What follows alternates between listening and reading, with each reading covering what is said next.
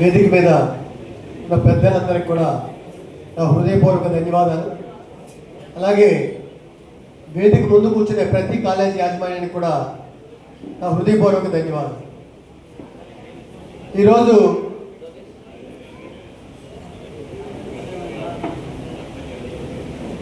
కడప పట్టణంలో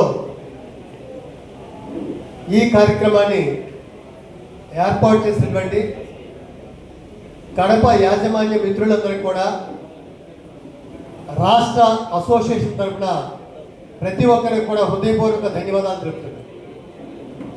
మనందరికీ ఇక్కడే ప్రతి యాజమాన్యానికి ఒక విషయం తెలుసు.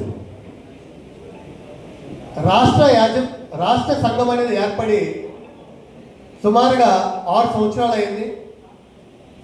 సో 6 సంవత్సరాల్లో మొదట 2.5 సంవత్సరాలు మన అసోసియేషన్ పనిచేసింది. కానీ తర్వాత దాన్నే మోడిఫై చేస్తూ మరలా ఒక కొత్త బాడీని ఏర్పాటు చేసి, అంటే రిజిస్టర్డ్ బాడీని ఏర్పాటు చేసి రిజిస్టర్డ్ బాడీ 3 years వర్క్ చేయడం జరిగింది.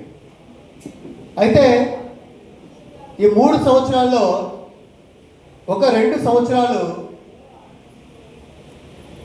ఈ సభ్యులు ఎవరైతే ఉన్నామో ఒక 10 మందో ప్రతి 10 రోజులకు ఒకసారి, అంటే ప్రతి నెల కనీసం 3 సార్లు హైయర్ ఎడ్యుకేషన్కి వెళ్ళటం, సెక్రటేరియట్కి వెళ్ళటం, మినిస్టర్ని కలవటం.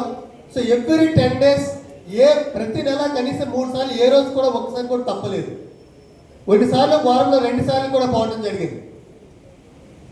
సో ఎందుకంటే ఫస్ట్ ఏదైనా ఒక రిక్వెస్టింగ్ మేనర్లో ఒక అసోసియేషన్ తను పని చేయించుకోవాలనే ఒక ఉద్దేశంతో మనం ఒక 2 సంవత్సరాలు పనిచేశాం. కానీ మొదటి 3 సంవత్సరాల్లో మన కాలేజీ యొక్క పరిస్థితి చాలా వర్స్ట్ సిచ్యువేషన్ మూవ్ అవుతూ వచ్చింది. అంటే కొన్ని 2.5 లక్షల అడ్మిషన్లు తగ్గుతూ 1,25,000 కూడా రావడం జరిగింది రాష్ట్రం మొత్తం. సో ఎప్పుడైతే మన అడ్మిషన్లు తగ్గిపోతున్నాయో, కాలేజీలు ఎప్పుడైతే బలహీనపడుతున్నాయో, అలాంటి పరిస్థితుల్లో కంపల్సరీగా మనం ఫైట్ చేయాలి, తిరగబడాలి అనే